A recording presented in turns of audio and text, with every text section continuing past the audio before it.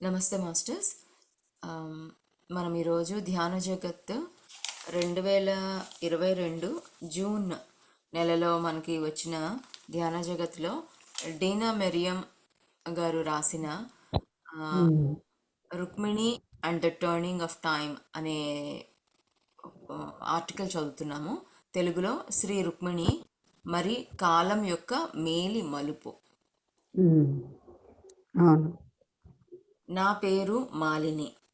నేను ఉమ్, అందమైన ద్వారకా పట్టణంలోని యాదవ వంశానికి చెందిన నృత్య కళాకారుల కుటుంబంలో జన్మించాను.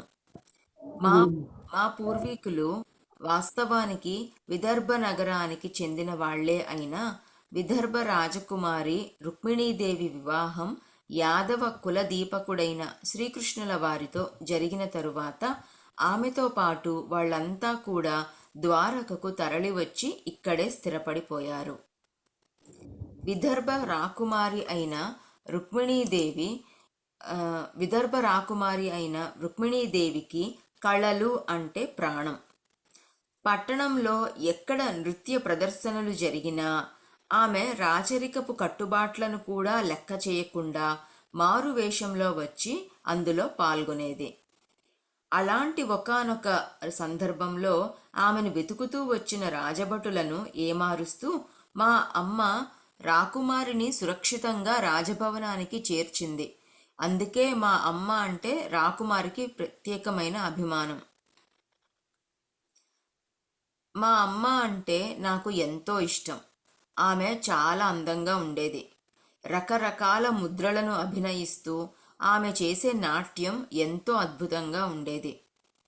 సంగీతం, నాట్యం అన్నవి గంధర్వలోకానికి చెందిన కళలు.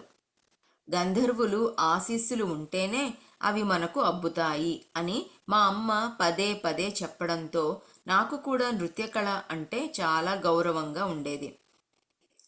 నా జన్మ అభిషేక్ నా అన్న అభిషేక్ కూడా మా అమ్మ దగ్గర నృత్య కళలో మంచి ప్రావీణ్యతను సంపాదించాడు. మా తండ్రి ఏ పని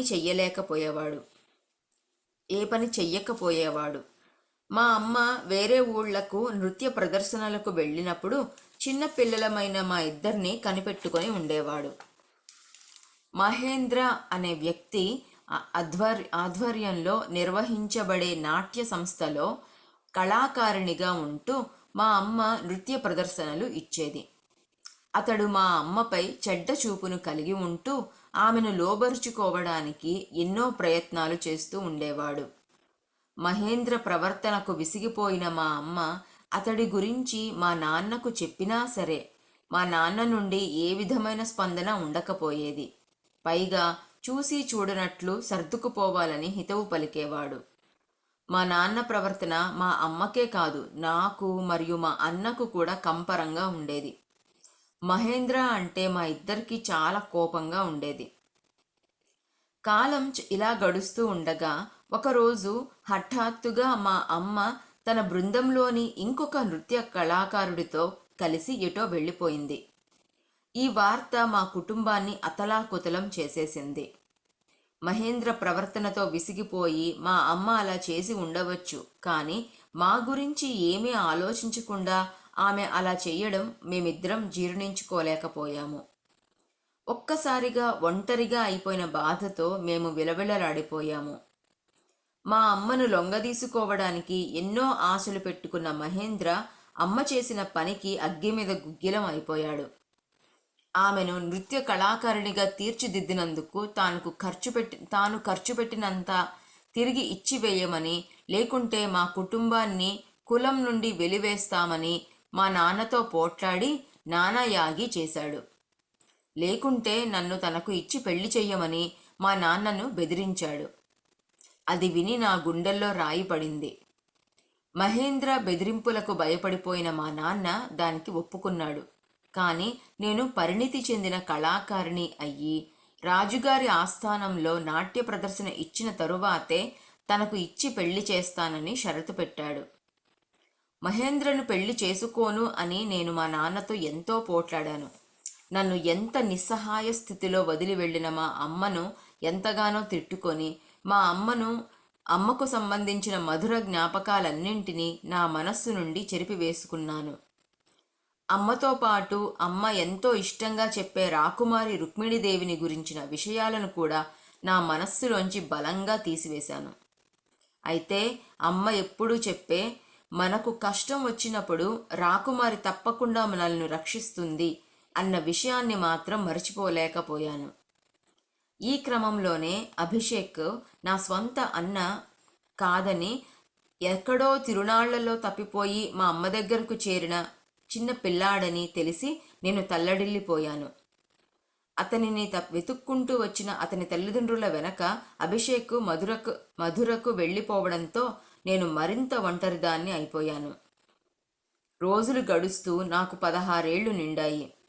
ఇష్టం లేకపోయినా గత్యంతరం లేని పరిస్థితిలో మహేంద్ర బృందంలోనే ఉండి నాట్యం నేర్చుకుంటూ ఉండగా ఉద్ధవ్ అనే తోటి యువ నృత్యకారుడితో నాకు మంచి స్నేహం ఏర్పడింది. అది మహేంద్రకు కంటగింపుగా మారింది. ఒకసారి ఉద్ధవ్ నన్ను తీసుకొని విదర్భ నుండి తన కుమార్తెను కలవడానికి ద్వారకకు వచ్చిన తన తల్లి స్నేహితురాలైన దాదీని కలవడానికి తీసుకొని వెళ్ళాడు. నాకు అంతగా ఇష్టం లేకపోయినా ఉద్ధవ్ కోసం వెళ్ళాను. ఏదో తెలియని ఆకర్షణతో ఒక ఋషిమణిలా వెలిగిపోతున్న ఆమె ముఖం ఎంతో ఆకర్షణీయంగా ఉంది. విదర్భకు చెందిన రత్నాల వ్యాపారుల కుటుంబానికి చెందిన ఆమె రుక్మిణీదేవితో తనకు ఉన్న అనుబంధాన్ని చెబుతూ, రాకుమారి రుక్మిణీదేవికి రత్నాలను గురించిన గొప్ప జ్ఞానం ఉంది. ఆమె కోసం మా అల్లుడు తయారు చేస్తున్న శిరోమణిలో పొదగడానికి నేను విదర్భ నుండి మేలు రకం వజ్రాలను తెచ్చాను అంటూ ఆమె ఆ వజ్రాలను మరియు రత్నాలను చూపించింది. అది చూసి ఉద్ధవ్ ఆశ్చర్యపోతూ ఉండగా, శ్రీకృష్ణుల వారి దగ్గర ఉన్న సమంతకమణి కంటే ఇవేవీ గొప్పవి కాదు అని చెప్పింది నవ్వుతూ. అయితే దాది, నువ్వు సమంతకమణిని చూసావా అని ఉద్ధవ్ కుతూహలంగా అడుగగా, దాది వెలిగిపోతున్న ముఖంతో, అయితే నేను మీకు రాకుమారి రుక్మిణీదేవిని గురించి వివరంగా చెప్పాలి. అంతకంటే ఆనందం కలిగించే విషయం ఇంకొకటి ఉండదు కదా అంటూ చెప్పడం మొదలుపెట్టింది. నాకు చాలా చిరాకు వేసింది. అయినా ఉద్ధవ్ కళ్ళతోనే అభ్యర్థించడంతో అన్యమనస్కంగానే అక్కడ కూర్చున్నాను. దాది చెప్పడం మొదలుపెట్టింది. మా రాకుమారి తనకు తన అన్న నిర్ణయించిన శిశుపాలుడితో వివాహం కాదని, శ్రీకృష్ణుడు స్వయంగా వచ్చి తనను తీసుకొని వెళతాడని తరచూ చెప్పేది. అందరి భవిష్యత్తులను చూడగలిగే నేర్పు ఉన్న నేను శ్రీకృష్ణుల వారికి రాబోయే భార్యలను గురించి ఆమెను హెచ్చరించగా ఆమె నవ్వి, నాకు అంతా తెలుసు. అలా వచ్చే భార్యలందరూ గత జన్మల కర్మలను తీర్చుకోవడానికే నాకు సవతులుగా రాబోతున్నారు అని చెప్పింది స్థిరంగా. వారిలో శమంతకమణికి సంబంధించిన జాంబవతి మరియు సత్యభామ కూడా ఉన్నారు. త్రేతాయుగంలో వానర ప్రముఖుడైన జాంబవంతుడు రామ రావణ యుద్ధం వలన చెలరేగిన కోపంతో రగిలిపోతూ ఆ కోపం నుండి ముక్తిని పొందడానికి ఒకానొక గుహలో చేరి గాఢ ధ్యానంలో మునిగిపోయాడు. కొన్ని వందల సంవత్సరాలు అలా గడిచిపోయాక అతడికి అడవిలో ఒకానొక చిన్న బాలిక దొరికింది. ఆమెకు జాంబవతి అని పేరు పెట్టి సీతారాముల కథలు చెబుతూ ఆమెను అల్లారు ముద్దుగా పెంచసాగాడు. జాంబవతికి సీతమ్మ అంటే గుండె నిండా అభిమానం మరియు పూజ్య భావం నిండిపోయింది. శ్రీకృష్ణుడి సామంతరాజు అయిన సత్రాజిత్తు విపరీతమైన ధనకాంక్షను కలిగి ఉండేవాడు. సత్రాజిత్తును ధనకాంక్ష నుండి విముక్తుడిని చెయ్యడానికి రుక్మిణీదేవి తన ఆత్మశక్తితో శమంతకమణిని సృష్టించి సూర్యదేవుడి ద్వారా దానిని సత్రాజిత్తుకు వరంగా ఇప్పించింది. ఆ సంగతి తెలియని సత్రాజిత్తు ప్రతిరోజు ఆ మణికి పూజలు చేస్తూ మణుగుల కొద్దీ బంగారాన్ని పొందుతూ మరింత గర్వంతో నిండిపోయాడు. ఆ మణిని మధుర రాజైన ఉగ్రసేనుడికి ఇవ్వాలని శ్రీకృష్ణుడు సూచించగా సత్రాజిత్తు ఒప్పుకోలేదు. కొంతకాలానికి ఒకరోజు సత్రాజిత్తు తమ్ముడు ప్రసేనుడు ఆ మణిని ధరించి అడవిలో వేటకు వెళ్ళగా ఒక సింహం అతడిని చంపి శవాన్ని తీసుకొని వెళ్ళి జాంబవంతుడి గుహ ముందు వేసి తినసాగింది. సింహం వల్ల తన కుమార్తెకు ఆపద సంభవిస్తుందేమో అని భయపడిన జాంబవంతుడు దానిని చంపి మణిని తన కూతురికి ఆడుకోవడానికి ఇచ్చాడు. శ్రీకృష్ణుడే తన తమ్ముడిని చంపి మణిని తస్కరించాడని సత్రాజిత్తు ఆరోపింపగా మణిని వెతుకుతూ శ్రీకృష్ణుడు జాంబవంతుడి గుహకు చేరుకున్నాడు. అప్పటికే కోపంతో రగిలిపోతున్న జాంబవంతుడు శ్రీకృష్ణుడిలోని భగవంతుడిని గుర్తించలేక అతడితో యుద్ధానికి తలపడ్డాడు. ఇరువురి మధ్య జరిగిన భీకర పోరును ఆపడానికి రుక్మిణీదేవి సీతమ్మగా అక్కడ ప్రత్యక్షం అయ్యింది. సీతమ్మను గుర్తించిన జాంబవతి వెంటనే ఆమె పాదాలపై పడిపోగా జాంబవంతుడు యుద్ధం ఆపి శ్రీకృష్ణుడిని రాముని అవతారంగా గుర్తించి తన కోపం నుండి విముక్తి పొందాడు. తన కూతురు జాంబవతిని సీతారాములకు అప్పగించి కన్నుమూశాడు. అలా జాంబవతి శ్రీకృష్ణుల వారికి రెండవ భార్య అయ్యింది. శ్రీకృష్ణుడి భార్యగా ద్వారకు తరలి వచ్చిన జాంబవతి రుక్మిణీమాతకే విధేయురాలుగా ఉంటూ ఆమెను భక్తి శ్రద్ధలతో పూజిస్తూ ఉండేది. అక్కడ జరిగిన సంగతి తెలుసుకున్న సత్రాజిత్తు సమంతకమణిని తనకు అప్పగించిన శ్రీకృష్ణుల వారిని క్షమించమని వేడుకున్నాడు. ధనకాంక్ష నుండి తనను విముక్తుడిని చేసిన రుక్మిణీమాతకు సమంతకమణితో పాటు తన కుమార్తె అయిన సత్యభామను కూడా అప్పగించాడు. అలా ధన గర్వంతో పెరిగిన సత్యభామాదేవి కూడా శ్రీకృష్ణుల వారికి మూడవ భార్య అయ్యింది అంటూ చెప్పడం ఆపింది దాది. అయితే దాది రాకుమారి రుక్మిణీదేవే శ్రీకృష్ణుడికి అన్ని వివాహాలు చేసిందన్నమాట అన్న ఉద్ధవ్ సందేహానికి జవాబు ఇస్తూ, వివాహం తరువాత రాకుమారి కోసం శ్రీకృష్ణుల వారు ఒక చక్కటి భవంతిని కట్టించారు. అందులో ఆమెకు ఎన్నో సౌకర్యాలు కలుగచేసినా కూడా ఆమెకు సంతోషం కలుగడం లేదు. కర్మ సిద్ధాంతం పట్ల పరిపూర్ణ అవగాహనను కలిగి ఉన్న శ్రీకృష్ణుడు కూడా తన భార్యత్వం గురించి రుక్మిణీదేవికి ఎలా చెప్పాలా అని ఆలోచిస్తున్నాడు.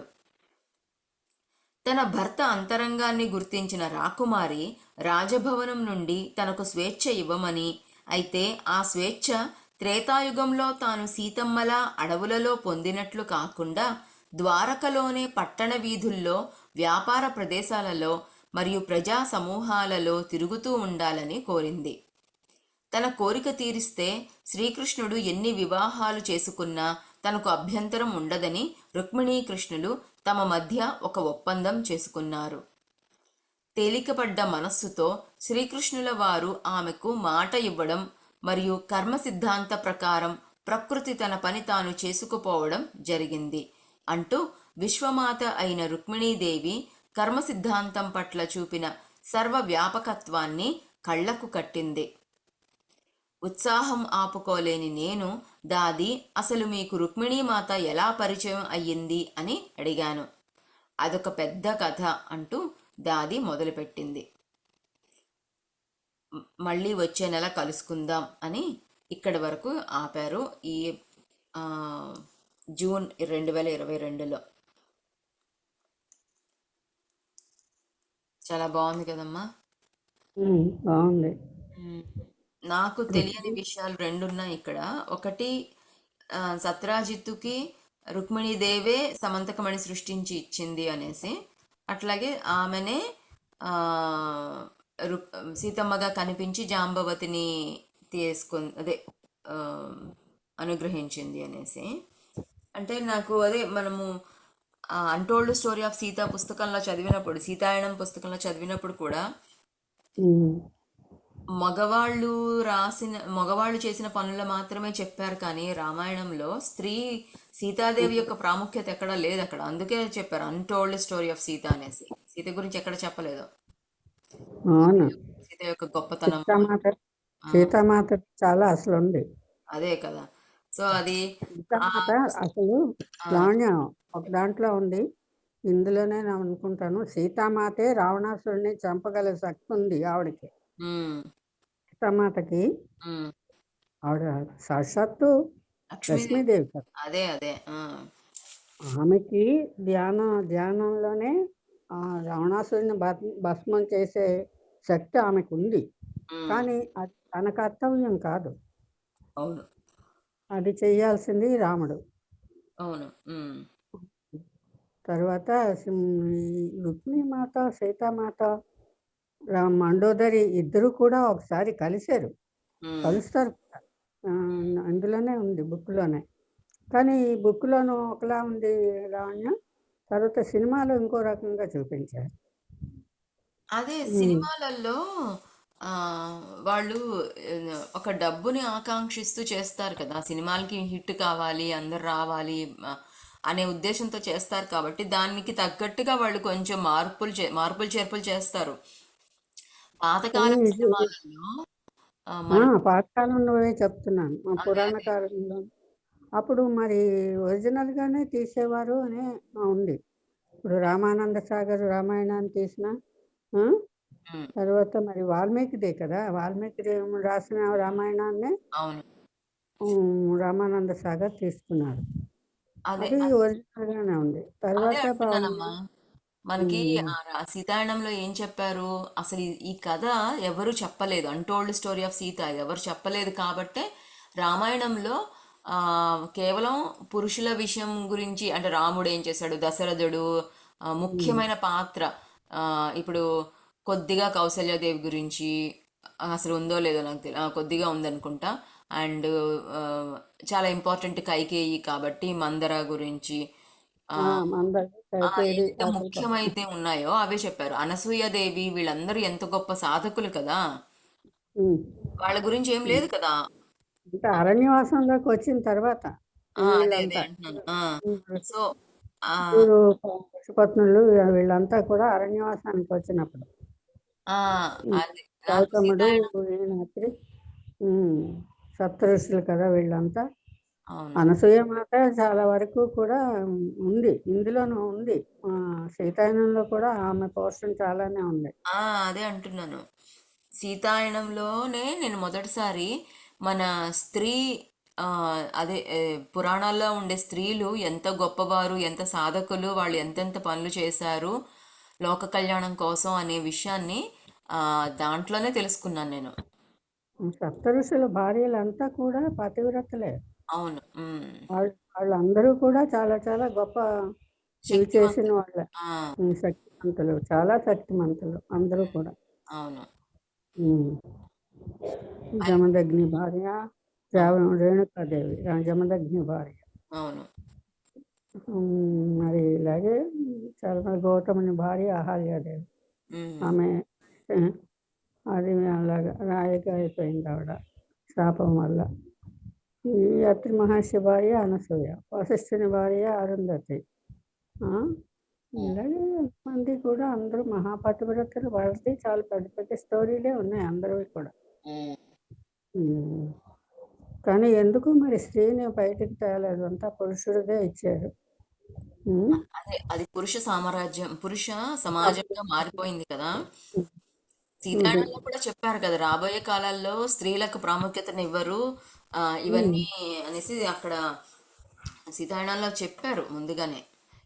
ఆ, ఈ రాసిన చెప్పిన సూత్రాల్లో వీరబ్రహ్మేంద్ర స్వామి గారు ఇచ్చిన సూత్రాల్లో మాత్రం కంపల్సరీ అది ఆడది రాజ్యం చేస్తదని చెప్పారు. ఇందిరాగాంధీ గారు వచ్చారు.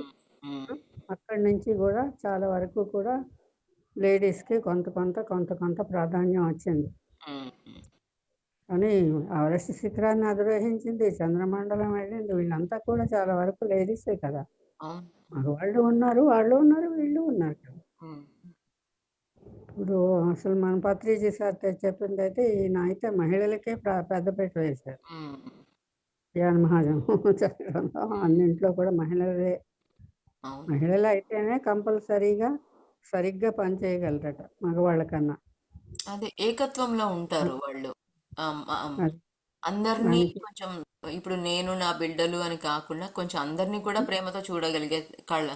ఉంటుంది, కళాత్మకత హృదయం ఉంటుంది, సున్నిత హృదయం హ్మ్. ఉంటుంది. సో అవే గుణాలు ఇప్పుడు ప్రపంచంలో పెంపొందాలి బాగా అనేసి మగవాళ్ళలో ఉండే స్త్రీతత్వాన్ని కూడా మేలుకొల్పుతున్నారు.